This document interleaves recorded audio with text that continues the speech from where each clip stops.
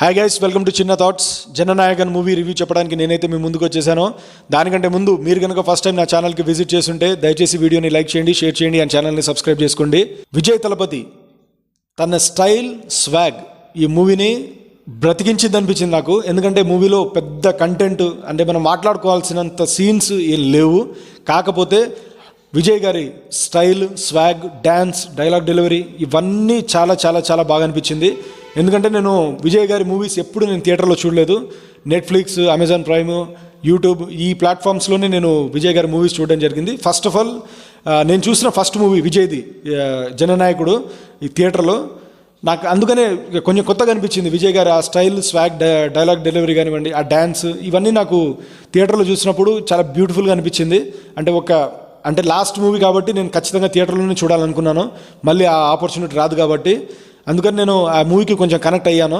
అంటే మూవీకి కనెక్ట్ అవ్వలేదు, ఈ విజయ్ గారి స్టైల్, స్వాగ్, డైలాగ్స్, డ్యాన్స్ వీటికి కనెక్ట్ అయ్యాను. విజయ్ గారిని తప్పించి ఈ మూవీలో చెప్పుకోవడానికి ఏం లేదు. ఎందుకంటే ఇది తెలుగులో నుంచి తీసుకున్న భగవంత్ కేసరి మూవీకి రీమేక్ చేయడం జరిగింది.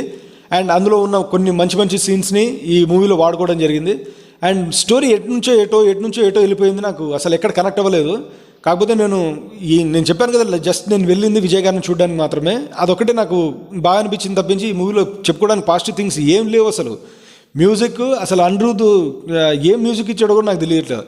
కొన్ని సీన్స్లో ఏదో అంటే సినిమాలో కంటెంట్ లేనప్పుడు తను మాత్రం ఏం చేయగలరు, కానీ అంటే అంత మ్యూజిక్ ఇంపాక్ట్ అనిపించలేదు, డైలాగ్స్లో అంత ఇంపాక్ట్ అనిపించలేదు.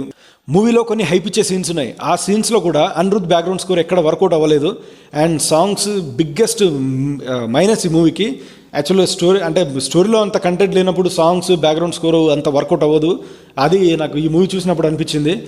అండ్ అంటే ప్రతిసారి ఆ మూవీ చూస్తున్నంతసేపు భగవంత్ కేసరి కంపారిజన్, అంటే శ్రీలీల, బాలకృష్ణ గారి ఇద్దరి మధ్యలో ఉన్న ఆ కనెక్షన్స్ ఇక్కడ విజయ్ గారు అండ్ మమితా బైజు గారు వీళ్ళిద్దరి మధ్య అంత కనెక్టివిటీ అంత అనిపించలేదు నాకు.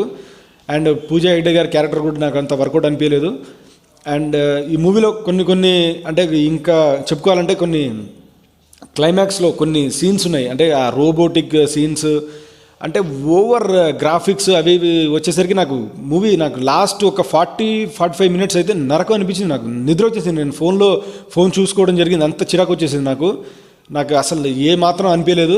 కానీ విజయ్ గారు నటించిన లాస్ట్ మూవీ కాబట్టి ఖచ్చితంగా చూడండి. తన ఒక స్టైల్, స్వాగ్, తన డ్యాన్స్ మూమెంట్స్ అండ్ తలపతి కచేరీ సాంగ్లో లాస్ట్ 1 మినిట్ డ్యాన్స్ చాలా బాగా చేశాడు విజయ్ గారు. అండ్ ఆ డ్యాన్స్ చూస్తున్నంతసేపు థియేటర్లో ఒక ఊపు వచ్చేసింది. అండ్ లాస్ట్లో మూవీ మొత్తం అయిపోయిన తర్వాత ఒక ట్రిబ్యూట్ లాగా ఒక వీడియో, అంటే రోలింగ్ టైటిల్స్ పడేటప్పుడు ఒక ట్రిబ్యూట్ లాగా అన్ని విజయ్ గారి పాత మూవీస్లో ఉన్న సీన్స్, మంచి మంచి మూమెంట్స్ అన్నీ పెట్టడం జరిగింది. అదొకటి చాలా బాగుంది. అది అంటే చూస్తున్నంతసేపు అది బాగా అనిపించింది నాకు. అండ్ విజయ్ గారు చేస్తున్న లాస్ట్ మూవీ కాబట్టి ఖచ్చితంగా చూడండి. మూవీ చెప్పుకునేంత ఏం లేదు, కాకపోతే బాగుంది. ఓకే, జస్ట్ విజయ్ గారి కోసం అని చూడొచ్చు అనిపించింది నాకు. ఇది జననాయకుడు మూవీ రివ్యూ. అండ్ ఈ రివ్యూ కనుక మీకు నచ్చినట్టయితే ఖచ్చితంగా వీడియోని లైక్ చేయండి, షేర్ చేయండి అండ్ ఛానల్ని సబ్స్క్రైబ్ చేసుకోండి. Thank you so much. జై హింద్.